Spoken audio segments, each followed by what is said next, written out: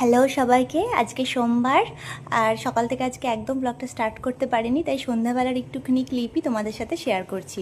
সকাল থেকে এত ব্যস্ত ছিলাম যে আর পেরে উঠিনি। এখন সন্ধ্যাবেলা ঘরটরগুলো সুন্দর করে গুছিয়ে নিয়েছি, দেখো দিয়ে আমি কিন্তু ফ্রেশ হয়ে নিয়েছি। দিয়ে একটু আয়নার সামনে ঢং করে নিলাম, এই যে তোমাদেরকে দেখাচ্ছি। ঘরটরগুলো কিন্তু সুন্দর করে গুছিয়ে ঝাড়পোছ করে নিয়েছি। আর তারপরে আজকে একটা বড় কাজ করেছি। আমি কিছুদিন যেহেতু বাড়িতে ছিলাম না, ফ্রিজটা ডিপ ক্লিনিং করার দরকার ছিল, মানে ফ্রিজটা পুরো বন্ধ ছিল আর কীরকম একটা গন্ধ হয়ে গেছিলো। যদিও বাড়ি যাওয়ার আগে আমি ফ্রিজটা সুন্দর করে পরিষ্কার করে গেছিলাম, কিন্তু বন্ধ থাকার কারণে না খুব বাজে অবস্থা হয়ে গেছিলো। সেই কারণে সকালে আর কাজ সেরে পেরে উঠছিলাম না, মনে করলাম বিকালবেলা ফ্রিজটা পরিষ্কার করি। আর এই দেখো এখানে জলগুলো সব ভরে নিয়েছি, আর এইগুলো সমস্ত কিছু ধুয়ে টুয়ে নিলাম, এগুলো সব জড়ো হয়েছিল। তারপরে দেখো এখানে ঠাকুরের আমার টুকটাক দুটো তিনটে জিনিস আছে যেগুলো একটু মেজে নিয়ে পরিষ্কার করে নিয়েছি, কারণ রোজ রোজ পরিষ্কার করা সম্ভব হয় না।